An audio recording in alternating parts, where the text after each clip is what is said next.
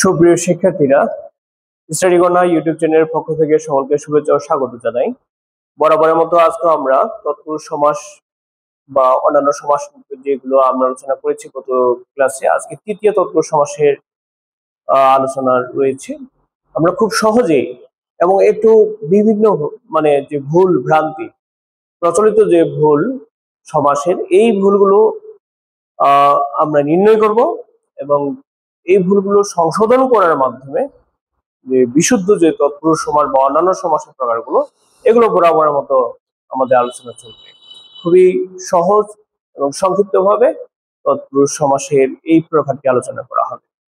1 নম্বর আমরা আসি প্রচলিত ব্যাকরণে তৎপুরুষ সমাস কাকে বলে। আমরা দেখতে পাচ্ছি যে তৎপুরুষ সমাসের এখানে দুটো নাম দেওয়া আছে, একটা হলো তৃতীয় তৎপুরুষ সমাস আর একটা হচ্ছে করণ কারকরূপী সমাস। এখন তৃতীয় তৎপুরুষ সমাস আমরা জানি যে তৎপুরুষ সমাসের তৃতীয় বিভক্তি লোপ পেয়ে এবং পরপদের অর্থ প্রাধান্য পেয়ে যে সমাস হয় তাকে আমরা তৃতীয় তৎপুরুষ সমাস বলি। এখন প্রশ্ন হলো যে তৃতীয় তৎপুরুষ সমাসে কি তৃতীয় বিভক্তি আছে? এটা একটা প্রশ্ন। বা তৃতীয় বিভক্তি দিয়ে কোন কোন শব্দ আমরা বেশ বাক্য নির্ণয় করি? তৃতীয় তৎপুরুষ সমাসে আসলে প্রচলিত তৃতীয় বিভক্তি রয়েছে, আমরা লিখলে বুঝতে পারবো যে আসলে কি।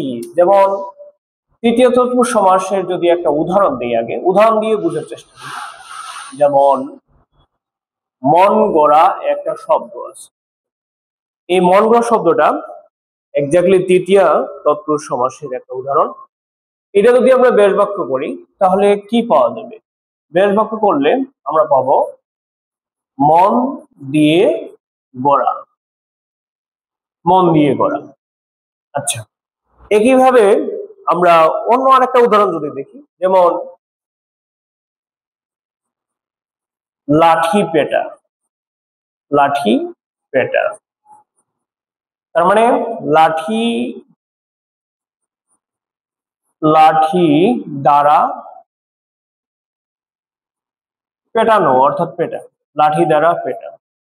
ঠিক আছে, লাঠি দ্বারা পেটা।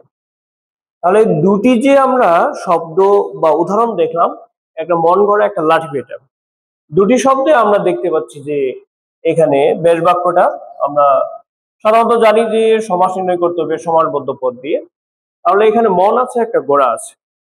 আমরা মনকে কেন্দ্র করে এই শব্দের অর্থ বোঝা যাচ্ছে না, একটু যদি আমরা চিন্তা করি যে মন গড়া শব্দ এবং লাঠি পেটা শব্দটা দিয়ে কোন পদটাকে বেশি গুরুত্ব দেওয়া হচ্ছে বা কোনটার অর্থ আমাদের কাছে গ্রহণযোগ্যতা বেশি পাচ্ছে, মনের নাকি গড়া?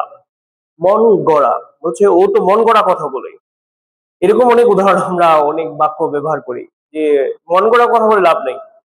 তাহলে মন গড়া মানে এটা বানানো কথা, গড়া মানে হচ্ছে বানানো। ওকে, তার মানে বানানো কথা বলে লাভ নেই। লাঠি পেটা মানে তাকে পিটানো হয়েছে কি দিয়ে? লাঠি দিয়ে। তার মানে এখানে আমরা পরপদের অর্থ প্রাধান্য পাচ্ছি। তার মানে এর অর্থ হলো যে তৃতীয় তৎপুরুষ সমাস সাধারণত এটা পরপদের অর্থ প্রাধান্য পায় বা উত্তর পদের অর্থ প্রাধান্য পায়। এটা ক্লিয়ার। এখন এখানে প্রশ্ন হলো যে কোন বিভক্তি এখানে লোপ পাচ্ছে? তৃতীয় তৎপুরুষ সমাসে আমরা জানি যে তৎপুরুষ সমাসের পূর্বপদের বিভক্তি লোপ পায় এবং পরপদের অর্থ প্রাধান্য পায়, তাকে তৃতীয় তৎপুরুষ সমাস। তাহলে পূর্বপদে তো কোনো বিভক্তি নেই। দেখো, এখানে মন ছিল, এখানে লাঠি ছিল, এখানে কোনো বিভক্তি আছে? এখানে কোনো বিভক্তি নেই। তার মানে এটাতে কোনো বিভক্তি নেই। আমি বলছি যে এটাতে বিভক্তি নাই, বিভক্তি নাই মানে বিভক্তি ক্রস মানে বিভক্তি নাই। তাহলে কি আছে বেশ বাক্যতে? খেয়াল করি, দুটি বেশ বাক্যেই আমরা পাচ্ছি দুটি এই যে দ্বারা এবং দিয়ে, এই পদগুলো পাচ্ছি। তাহলে এই পদগুলোর নাম কি? এগুলো কি বিভক্তি? এগুলো প্রচলিত বিভক্তি। হ্যাঁ, দ্বারা, দিয়ে, কর্তৃক, এগুলো হচ্ছে প্রচলিত বিভক্তি। কিন্তু আসলে এগুলো কি বিভক্তি? এগুলো বিভক্তি নয়, এগুলো মূলত হচ্ছে অনুসর্গ, বিভক্তি নয়, তবে এগুলো হচ্ছে অনুসর্গ। এগুলোকে বলা হয় অনুসর্গ। অনুসর্গ এখানে কি কি থাকতে পারে? এখানে দেখলাম যে দিয়ে আছে, প্রথমে আছে দিয়ে, পরেরটাতে আছে দ্বারা, আরো একটা থাকে, এটা বলি আমরা কর্তৃক। এই তিনটা অনুসর্গ বেশি ব্যবহার হয়। তার মানে আমরা একটা ভুল মানে একটা ভ্রান্ত একটা প্রচলিত একটা স্রোত আছে সমাসের এই তৃতীয় তৎপুরুষের, যে পূর্বপদের বিভক্তি লোপ পাই, পূর্বপদে কোনো বিভক্তি পেলাম না আমরা, তারপর যদি পেয়ে থাকি ওই দুই একটা মাত্র যেগুলো ব্যবহার হয় না, মানে ব্যতিক্রমের মতো, ব্যতিক্রম কখনো উদাহরণ হিসেবে ব্যবহার করা যায়। তার মানে এখানে কি পেলাম, এবং ম্যাক্সিমামই পাওয়া যাবে অনুসর্গ, দ্বারা, দিয়ে, কর্তৃক, এগুলি পাওয়া যাবে। তাহলে এখানে আমরা খেয়াল করছি যে অনুসর্গ পাওয়া যাচ্ছে দিয়ে, দ্বারা, কর্তৃক, এগুলো। এখন যদি আমরা উদাহরণ থেকে বলি যে তৃতীয় তৎপুরুষ সমাস কাকে বলে, তাহলে আমরা বলতে পারি যে তৎপুরুষ সমাসে অনুসর্গ লোপ পায় এবং পরপদের অর্থ প্রাধান্য পায়, তাকে তৃতীয় তৎপুরুষ সমাস বলে। অথবা এর আরেক নাম হচ্ছে করণ কারকলোপী সমাস। এই যে করণ কারকলোপী সমাস। এখন প্রিয় শিক্ষার্থীরা, এটার নাম করণ কারকলোপী সমাস দেওয়া হয়েছে। মানে এখানে করণটা কেন আসলো? করণ শব্দের অর্থ হচ্ছে, করণ শব্দের অর্থ হচ্ছে উপকরণ। উপকরণ, করণ হচ্ছে একটা উপকরণ। এই যে আমরা এখানে একটা লাঠি পেটা, এখানে লাঠি একটা উপকরণ পেয়েছি, লাঠি একটা উপকরণ পেয়েছি আমরা। একইভাবে মন দিয়ে গড়া, মনও একটা উপকরণ, একটা উপাদান, একটা মাধ্যম, একটা যন্ত্র। তার মানে এই করণ শব্দের অর্থ আমরা একটা পাচ্ছি উপকরণ, একটা পাচ্ছি উপকরণ বা যন্ত্র, উপকরণ বা যন্ত্র, অথবা একে আমরা বলছি মাধ্যম, অথবা এটাকে আর একটা নাম দিতে পারি, অর্থ দিতে পারি উপায়। এই দিলাম চারটা অর্থ দিয়ে দিলাম। এই চারটা আমরা যদি বুঝি, এই চারটা শব্দ বুঝলেই করণ কারকলোপী সমাস অথবা তৃতীয় তৎপুরুষ সমাস বোঝানো বা শেখা আমাদের খুবই সহজ হবে। করণ মানেই উপকরণ, মানে একটা পূর্বপদটা, পূর্বপদটা 100% একটা উপকরণ হবে।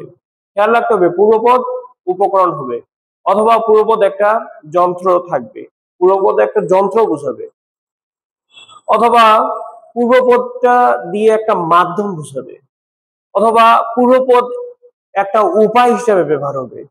ঠিক আছে? যেমন আমরা এখানে দুটি উদাহরণ দিয়েছি, মন গড়া, তারপরে লাঠি পেটা, এমনকি যদি হয় জুতা পেটা, তাহলে জুতা একটা কি, জুতা একটা উপকরণ, তাই না?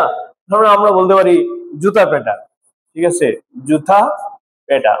তাহলে এই জুতা পেটা এটার বেশ বাক্য কি হবে? জুতা দ্বারা পেটানো, অথবা জুতা দ্বারা পেটা, তাই তো? হয়ে গেল জুতা পেটা। তার মানে পূর্বপদটা একটা উপকরণ বা একটা মাধ্যম বা একটা যন্ত্র বা একটা উপায় বোঝানো হচ্ছে। অথবা এটা আমরা মনে রাখার জন্য একটা ট্রিক্স ব্যবহার করতে পারি, যেমন শ্রমলব্ধ, ওই শব্দটা একই কথা। এই যে শ্রমলব্ধ, শ্রমলব্ধ, ঠিক আছে? এই শ্রমলব্ধ শব্দটা, এটাকেও আমরা কি করে পারি, এই যে শ্রম এবং লব্ধ দুটি পদ, তাহলে শ্রম একটা উপকরণ, একটা মাধ্যম, মানে শ্রমের মাধ্যমেই, শ্রমের দ্বারাই, লব্ধ মানে কি অর্জন, শ্রমের মাধ্যমে অর্জন করা যাচ্ছে, শ্রমের দ্বারাই অর্জন করা যায়। এই কথাটাই আমরা বেশ বাক্যে সুন্দর করে পড়ব। এই কথাটা আমরা লিখে দেই, শ্রম দ্বারা লব্ধ, বা শ্রমের শ্রম দিয়ে লব্ধ, এটাও দিতে পারি, শ্রম দ্বারা লব্ধ, ঠিক আছে, আমরা এটা দিতে পারি। তার মানে আমরা এখানে কি এখানে কি পেলাম, যে এখানে পূর্বপদ সবসময় একটা উপকরণ বোঝাবে এবং পূর্বপদটা দিয়েই পরপদের কাজটা সম্পূর্ণ হচ্ছে। পরপদের কাজ সম্পূর্ণ হচ্ছে পূর্বপদের দ্বারা। মন দ্বারায় গড়া, ওইটা বলছি মন গড়া। লাঠি দ্বারা, লাঠি উপকরণের বা লাঠি যন্ত্রের বা লাঠির মাধ্যমে পেটানো হয়েছে, এই জন্য বলছে লাঠি পেটা। বলছে লোকটাকে যে মারছে সেই লাঠি পেটা করছে। আরে ওই লোকের কথা কয়ে না, এটাকে তো জুতা পেটা করা উচিত। এই যে জুতা পেটা। এবং শ্রম দ্বারা লব্ধ, শ্রমলব্ধ। এরকম আমরা অনেক উদাহরণ দিতে পারি এবং তোমরা তোমাদের যত উদাহরণ পাবে এরকম যদি পূর্বপদের কোনো উপকরণ বোঝায়, পূর্বপদটাকে যদি কোনো মাধ্যম বোঝায়, পূর্বপদ যদি কোনো উপায় হিসেবে দাঁড়ায় এবং পরপদ যদি তার উপর নির্ভরশীল হয়ে যায়, তাহলে নিঃসন্দেহে নিশ্চিন্তে এটা হবে তোমার তৃতীয়া তৎপুরুষ সমাস অথবা করণ কারক রূপী সমাস। এটাকে আমরা অনেক সময় বলি যে এটা মানে কারকের মতো। কারক যেমন আমরা এটা দ্বারা দিয়া কর্তৃক কারক যেমন আমাদের রয়েছে, সেই করণ কারক ওই একই জিনিস, সেই জন্য এখানে ব্যবহার করা হচ্ছে। আর আরো উদাহরণ রয়েছে, যেমন মধু মাখা, ঢেকি ছাটা বা ঢেকি দ্বারা ছাটা, মধু দিয়ে মাখানো, যেটা মধু মাখা আমরা বলছি। এছাড়া ঘি দিয়ে ভাজা, ঘি ভাজা। তারপরে এছাড়াও বাষ্প চালিত, মানে বাষ্প দ্বারা চালিত। তারপরে রয়েছে বল খেলা, মানে বল দ্বারা খেলা, যেটা এটা হচ্ছে বল খেলা। যেমন আমরা মনে রাখার জন্য এটা বলছি যে কোন, তারপরে হীন, তারপরে হলো শূন্য। এগুলো যদি সমাসবদ্ধ পদে থাকে, ঠিক আছে, এগুলো সমাসবদ্ধ পদে শেষ পদে বা উত্তর পদে যদি থাকে, এগুলো কোথায় থাকে, মানে শেষ পদে থাকে। শেষ পদে, সমাসে শেষ পদে থাকে। শেষ পদে থাকলে আমরা এটাকে বলবো তৃতীয়া তৎপুরুষ সমাস। যেমন এক দ্বারা উনো, এটা হচ্ছে একন, একন। তারপরে হীন, বিদ্যাহীন একটা শব্দ আছে, বিদ্যাহীন। আচ্ছা, তাহলে এই শব্দটাকে আমরা কিভাবে বেশ বাক্য বানাবো?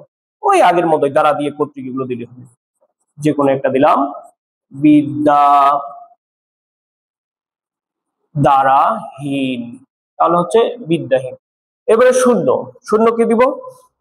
শূন্যর একটা তৈরি করি শব্দ, জনশূন্য, জনশূন্য। এটাকে আমরা বেশ বাক্যে দিব। তাহলে জন দ্বারা শূন্য, তাহলে জন দ্বারা শূন্য, জন দ্বারা শূন্য হয়ে গেল জনশূন্য। এরকম আরো অনেক শব্দ রয়েছে। অর্থাৎ আমরা কি পেলাম, যে যদি উন, হীন অথবা শূন্য এগুলো সমস্ত পদে শেষে থাকে। এই যে কোন এখানে শেষে রয়েছে, কোন মানে উন, উন, এই যে উনটা এখানে আছে, কোন, হীন সমস্ত পদের শেষে, শূন্য সমস্ত পদের শেষে। এই চিহ্নগুলো থাকলে বা এই শব্দাংশগুলো থাকলে সমস্ত পদে অথবা সমাসবদ্ধ পদের আমরা যদি শেষ পদে পাই, তাহলে আমরা নিশ্চিন্ত ধরে নিব এটা হচ্ছে তৃতীয় তৎপুরুষ সমাস অথবা করণ কারক রূপী সমাস।